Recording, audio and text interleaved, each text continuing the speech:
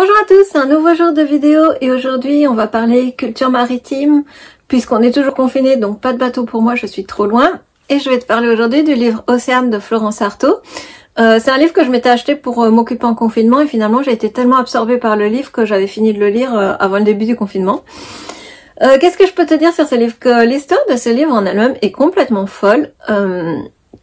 Si tu es de ceux qui zappent la préface pour plonger au cœur de l'action, au cœur du livre, je t'invite vraiment à lire cette préface et à lire un petit peu l'histoire de ce livre parce que l'histoire en elle-même est folle. Il faut savoir que le manuscrit de ce livre a été écrit à 4 mains avec le journaliste Patrick Leroux pour la maison d'édition Filipacci et que le livre devait sortir, a été écrit dans les années 1989, donc c'était juste un peu avant qu'elle gagne la Route du Rhum.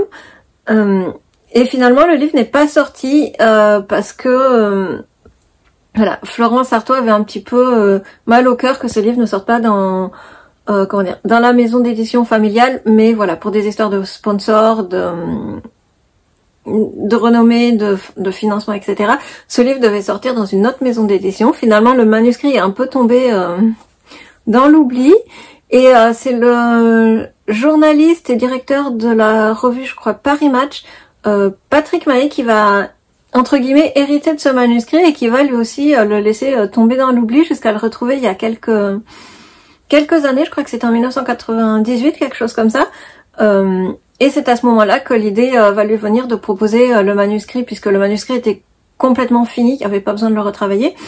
Et le livre était prêt à être édité, va proposer le manuscrit donc à Hubert, le frère de Florence, et à Marie, sa fille, qui vont donner effectivement leur accord pour sortir un livre posthume, voilà, des écrits de Florence Artaud. Donc voilà, donc l'histoire en elle-même du livre est déjà assez folle et assez impressionnante.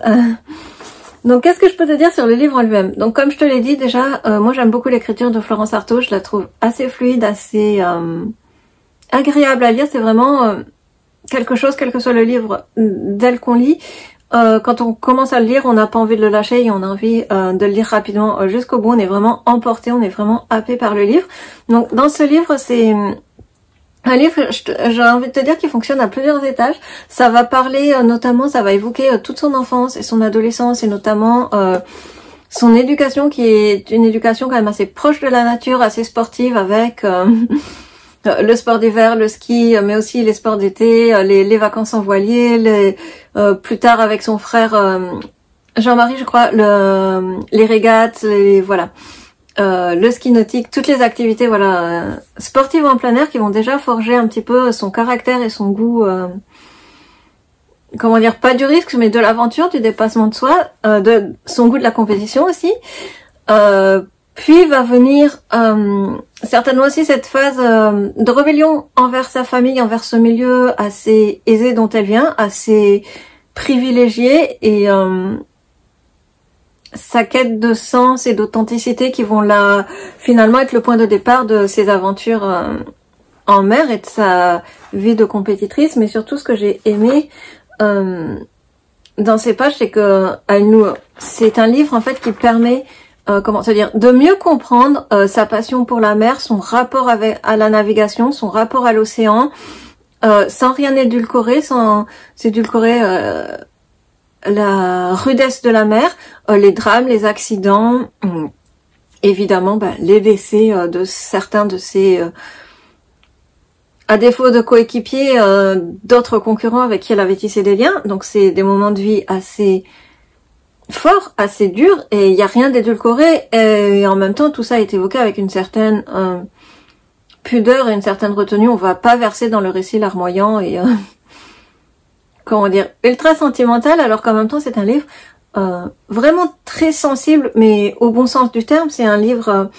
qui permet de découvrir un petit peu plus en profondeur la personne de Florence Artaud en elle-même, et notamment aussi les défis qu'elle a dû relever en tant que l'une des rares femmes qui gravitent dans un milieu de compétition principalement masculine, de la compétition au large, de la course au large, mais aussi ça va nous dévoiler tout un aspect un peu plus méconnu quand on s'intéresse aux courses de navigation, aux courses au large, qui va être tout cet aspect, comment je peux te dire, financier. Et en fait, je pourrais te décrire ça avec une image, c'est que en parallèle de la course en mer qui se déroule, tu as toute une autre course sur terre qui se déroule pour trouver des sponsors, des financements, pour plaire à des potentiels investisseurs ou des potentiels mécènes qui vont te permettre de vivre cette liberté en mer et qui en même temps, d'un certain point de vue, te font perdre une certaine, entre guillemets, liberté personnelle, savoir quel compromis, jusqu'à quel point tu es prêt à faire des compromis pour plaire à un potentiel investisseur. Il y a toute une réflexion autour de cette partie-là du métier, on va dire, ou de l'activité de compétiteur au large, qui est très intéressante et qu'on trouve pas forcément souvent évoquée dans les livres de navigation. Donc j'ai trouvé cette partie-là vraiment très intéressante. J'ai vraiment trouvé encore plus intéressant les questionnements qu'elle soulève par rapport à ça, par rapport à cette société, comment dire, de consommation et de consommation, j'ai pas d'autres mots pour dire ça, qu'il y a autour même de la course et de cette société-là de consommation grandissante. Donc toutes ces questions qu'elle se pose sont très intéressantes. Comme je te dis, ça permet de mieux comprendre la personnalité de Florence Artaud et notamment sa psychologie avec, comment dire, comme une espèce de plongée au cœur de ses pensées et notamment on en apprend beaucoup plus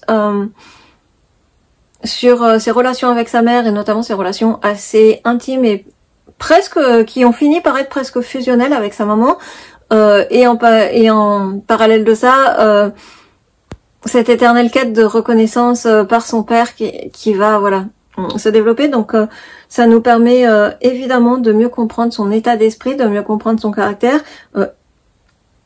Bien évidemment, on a souvent l'image, et c'est une image que nous renvoient, je pense, les médias qui ont traité de ses exploits, de ses diverses courses. On a une image de quelqu'un fort de caractère, indépendant d'esprit. Et finalement, en lisant ce livre, on se rend compte que c'est aussi quelqu'un, certes un peu de marginal, mais une personne vraiment en quête de sens qui, toute sa vie, aura été habitée par les questions de qu'est-ce que le bonheur, comment trouver le bonheur, de la quête de sens dans sa vie, de la recherche de créer des moments de vie authentiques, des relations authentiques avec les gens. Donc j'ai trouvé vraiment qu'on découvrait une personnalité beaucoup plus sensible que ce qu'on nous a toujours vendu dans les médias. Donc ça, j'ai trouvé ça très intéressant également.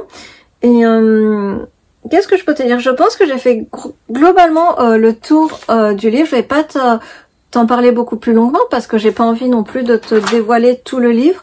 Ce que je te dirais pour conclure cette vidéo, c'est vraiment que c'est un livre qui permet de redécouvrir la personne et entre guillemets, j'ai envie de dire la vraie personne, la vraie femme qui était Florence, au-delà de son image de championne qu'on nous a vendue dans les médias, qui est forcément une image un peu tronquée et pas forcément qui colle avec la personne intime et intérieure qu'elle était. Et c'est vraiment un récit très agréable.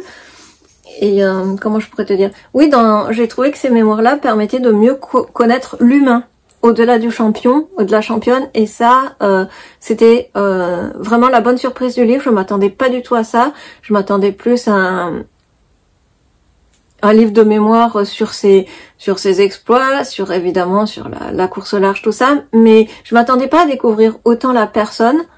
Et c'était vraiment la bonne surprise. Donc voilà, si ça t'intéresse, il est disponible aux éditions Artaud. C'est pas un partenariat, j'ai toujours pas de partenariat avec eux, mais je te le partage pour ta culture maritime si ça t'intéresse. Qu'est-ce que je peux te dire? C'est évidemment un grand format, il fait un peu moins de 300 pages et ça se lit très très bien.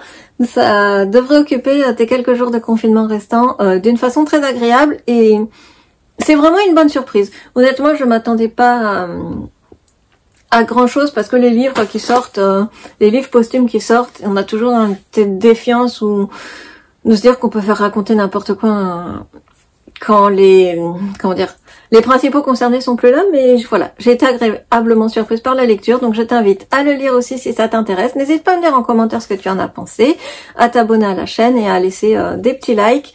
On se retrouve très bientôt pour de nouvelles vidéos. À bientôt et prends soin de toi en confinement.